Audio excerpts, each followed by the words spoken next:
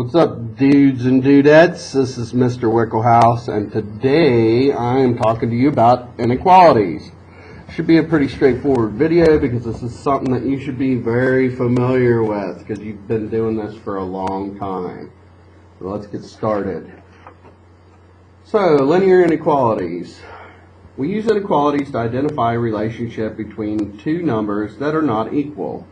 So where this is 2 equals 2, we could say, as we move down through here, that 3 is greater than 1. We know these things. Negative 2 is less than 0. X is less than 5. X is greater than or equal to negative 3. X is less than or equal to 4/3. With these, it's really obvious. With these, it may not be as obvious. Because when I say that X is less than 5, then that's basically saying all the numbers that are less than 5. So like 1, 2, 3, negative 7, negative 123, so on and so forth. And we're just talking about a whole range of numbers here.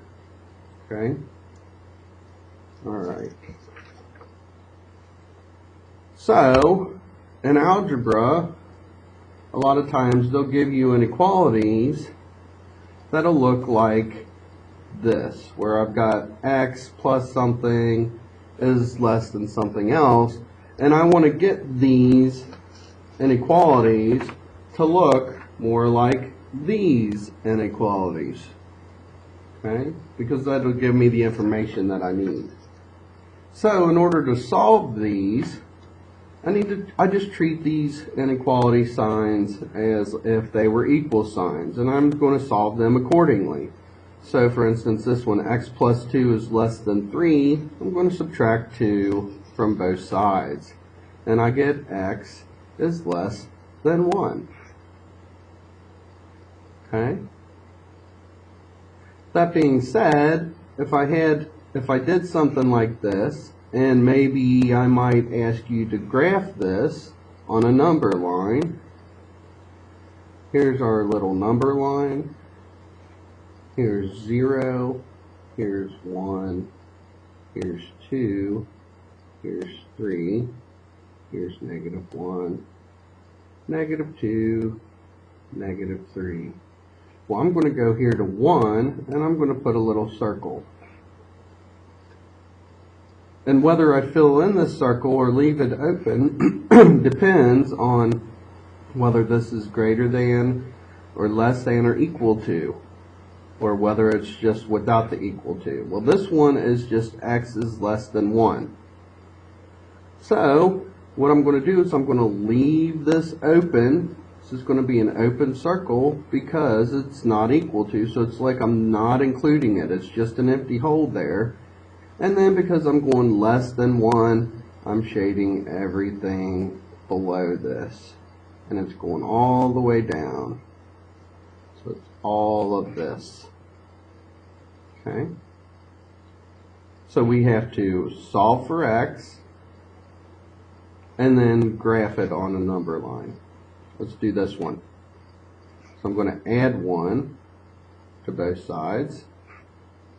And I'm going to get x is greater than 6. So again, I'm going to draw a little number line here.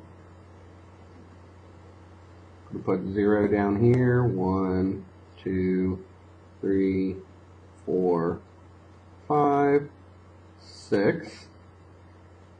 Draw my little circle at 6 because that's the number I'm starting at. And I'm going greater than 6, so I'm going up this way. Everything above 6, but not including 6 because it's not equal to, so I leave this as an open circle. Okay. Look at this one. We've got 2x is less than or equal to 4. This is 2 times x. I'm going to divide by 2. So I'm going to get x is less than or equal to 2. Well, graph my number line. Here's 0. up here is 2. I'm going to start shortening this a little bit. You don't need to really leave marks on everything on the number line. You can start cutting stuff out at this point. You guys know how to use the number line pretty well. Sorry you couldn't see that. Here's my number line, 0 and 2. I'm not going to put the 1 in here because honestly I don't feel like putting all that stuff in there. A lot of times if we just know where 0 is and the number that we're using, we can generalize and think about what's in here. But this is less than or equal to, so I'm going to draw my circle at 2, but because it's equal to, I'm going to fill in this circle. So now I got a solid dot, and it's less than, so it's everything below that. And that's how I would graph that. I'll leave these 3 for you guys to think about and see if you can solve on your own. And we'll talk more about them in class on the next day we have class. Alright. Here's something important when you're working with inequalities. If you're dividing or multiplying by a negative, if you divide or multiply by a negative across the equal sign, the inequality sign flips. Now it says across the equal sign, but we know that we're just talking about the inequality signs. But like take this one for instance. Everything else is going to be the same other than when I'm solving for this, negative 2 times x, I'm dividing by negative 2.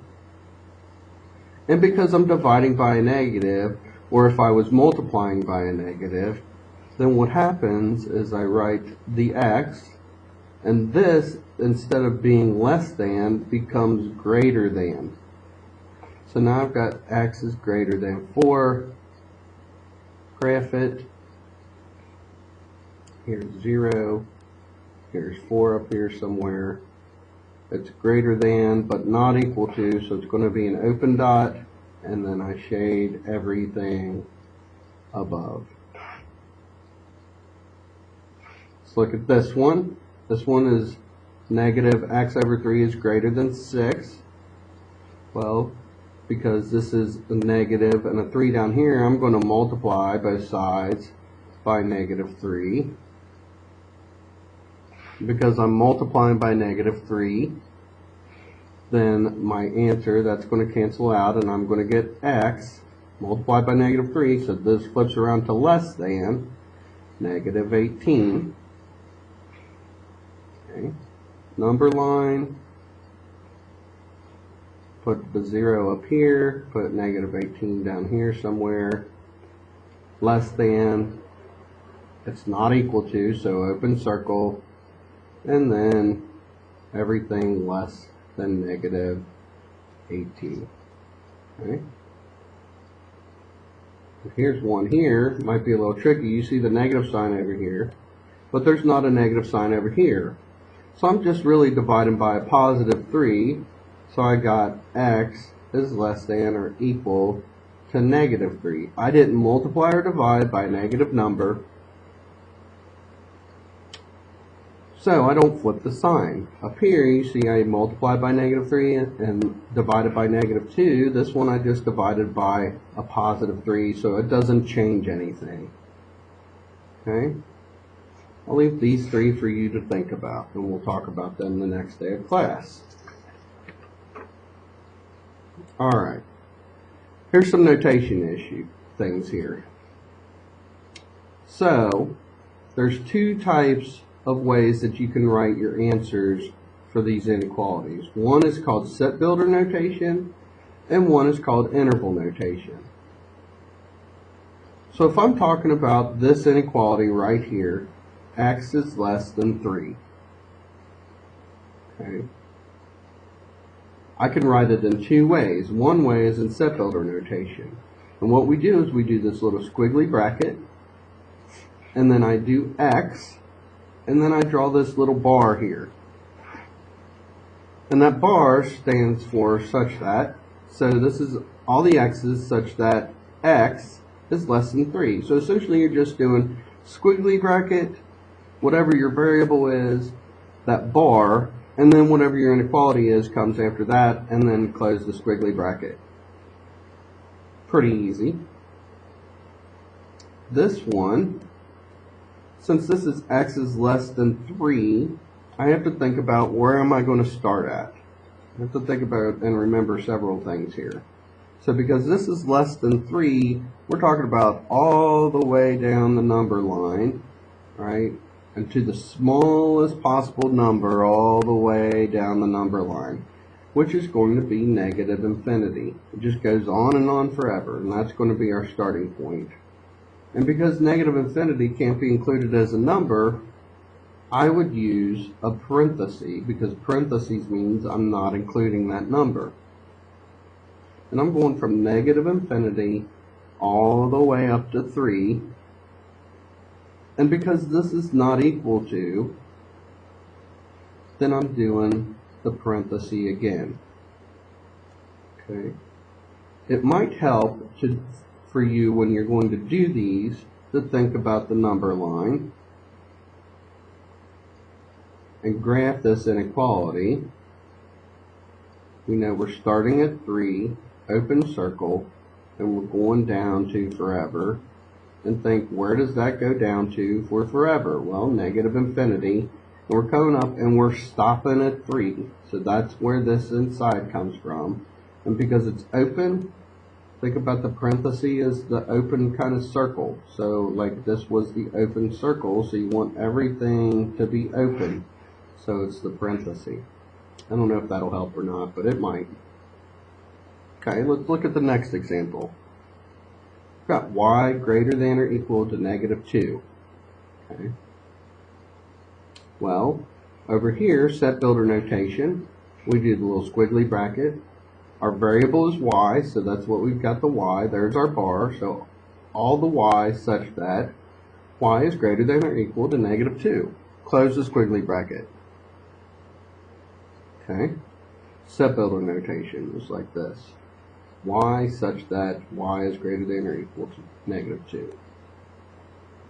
Well, if I do this in interval notation, we see that we've got the greater than or equal to this time. Because we've got the equal to, this is going to be a square bracket. Not a parenthesis like this one. It's equal to, so it's a square bracket, which means this negative 2 is included. Okay? So again, if we think about the number line, and I'm starting down here at negative 2, close circle, because it's equal to, and I'm going to forever above the negative 2, so I'm not going to the negative side like I did on this, or negative infinity. Instead, I'm going to positive infinity. So I'm going from negative 2 all the way up to infinity, and the negative 2 is included, so I do the square bracket. On the infinity sign, I always am going to do a parenthesis because it can never be included. Okay. Here's something a little bit different. It's written a little bit differently from these. This is called a compound inequality because it's got 2 sides to it. Okay. So what I'm going to do is say this is 2 is less than x. The x is less than 5. So set builder notation, again, is pretty straightforward. I do the squiggly bracket, x with the line, and then I just put my inequality in here, 2 less than x less than 5, and close the squiggly bracket. Okay. Interval notation is a little different, and this is, again, where graphing it will help. So here's my 2, here's my 5.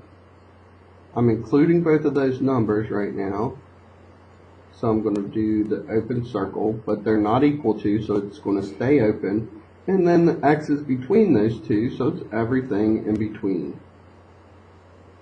Okay. Well, the 2 is not included and the 5 is not included, so I do the parentheses just like I did with the 3 up here. Okay.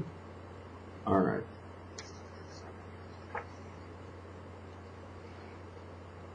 So let's look at this one. So this wants us to write the answer in set builder notation.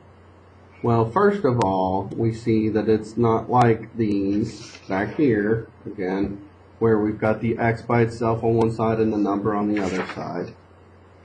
So I'm going to have to solve that first. I'm going to add 3, and I've got x is less than 7. Okay, I'm doing set builder notation, so this is where I do the squiggly, and I do x such that x is less than 7. Close with the squiggly bracket, and I'm done. Okay, let's do another one. Let's do this one right here. I'm going to divide by 2, divide by 2. So I get x is greater than or equal to 4.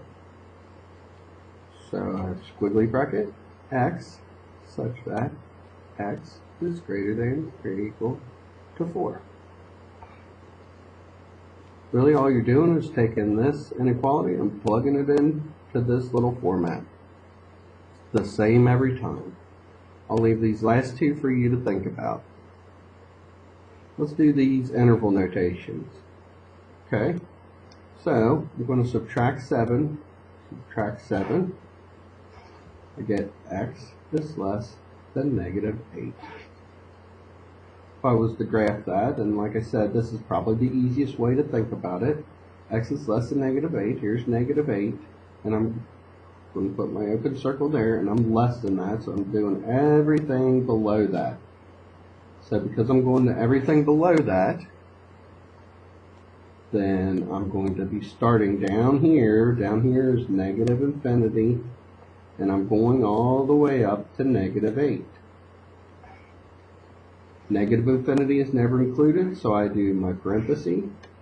I'm going to negative 8. It's not equal to, so it's an open circle, which means that it's a parenthesis again. So parenthesis, negative infinity to negative 8, and another parenthesis. Let's look at this one. This one I'm going to divide by 4,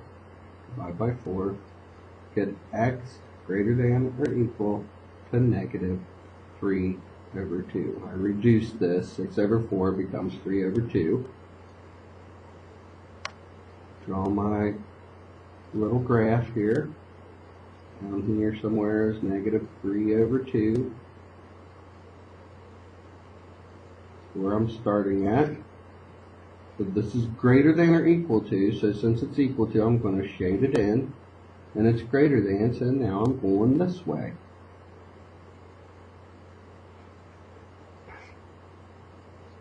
So then when I do my interval notation, I'm doing negative 3 over 2, and that's going all the way up, not down this time to negative infinity, but up to positive infinity. This is equal to, filled in, so I do the square bracket this time, not the parenthesis on this, but on the infinities, I always do the parenthesis. Okay? I'll leave these last two for you to think about and do yourself. That's all we've got for today, and I'll talk to you later.